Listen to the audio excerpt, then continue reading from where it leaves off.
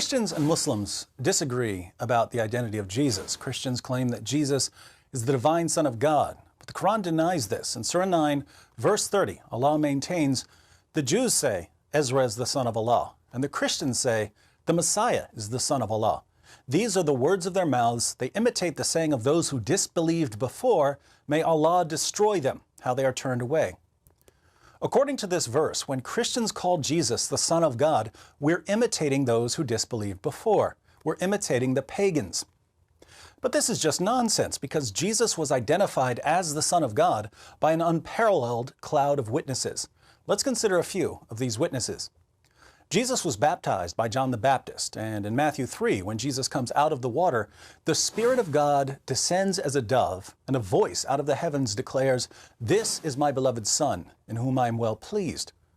A voice out of the heavens says, "This is my beloved Son," which means that the voice was the voice of the Father.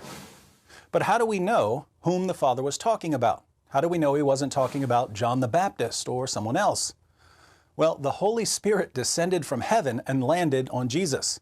Notice, the Father and the Holy Spirit together identify Jesus as the Son of God. And Jesus repeatedly identifies himself as the Son of God. At his trial, for instance, in Mark 14, the high priest asks him, "Are you the Christ, the Son of the Blessed One?"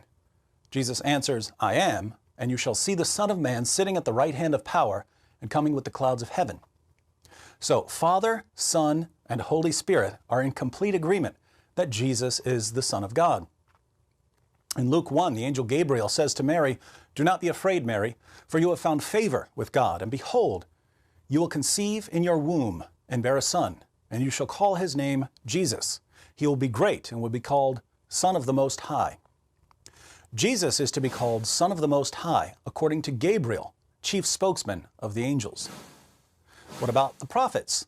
John the Baptist was a prophet, according to both Christianity and Islam. In John 1, he tells his followers about Jesus and says, "I myself have seen and have testified that this is the Son of God." That's the testimony of the prophets. How about Jesus' apostles? At the end of John 1, the apostle Nathanael says to Jesus, "Rabbi, you are the Son of God, you are the King of Israel." In Matthew 16, Jesus asks his disciples, "Who do you say that I am?" Peter answers, "You are the Christ, the Son of the living God." Now, if Jesus were just a prophet, this would have been a really good time to rebuke Peter. Instead, Jesus says to him, "Blessed are you, because flesh and blood did not reveal this to you, but my Father who is in heaven." In Matthew 14, Jesus walks on water during a storm. After stepping into the boat, the wind stops and the disciples bow down and worship him, crying out, "You are certainly God's Son." But it's not just his male followers who call him the Son of God. In John 11, Lazarus dies, and Martha, the sister of Lazarus, meets Jesus on his way to raise Lazarus from the dead. We read, Jesus said to her, "Your brother will rise again." Martha said to him, "I know that he will rise again in the resurrection on the last day."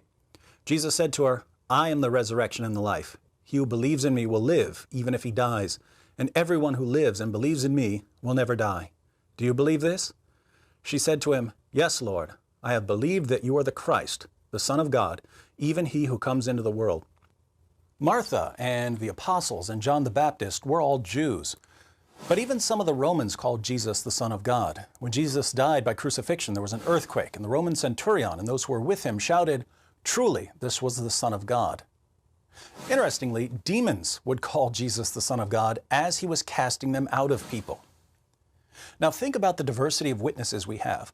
The Father identifies Jesus as the Son of God.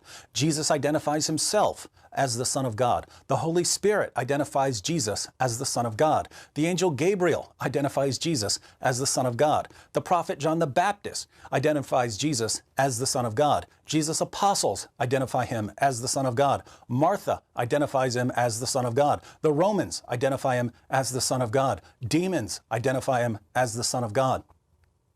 Everyone who could possibly identify Jesus as the Son of God identifies him as the Son of God. 600 years later, Muhammad comes along and tells his followers that Jesus was not the Son of God. And this proves that Muhammad was a false prophet.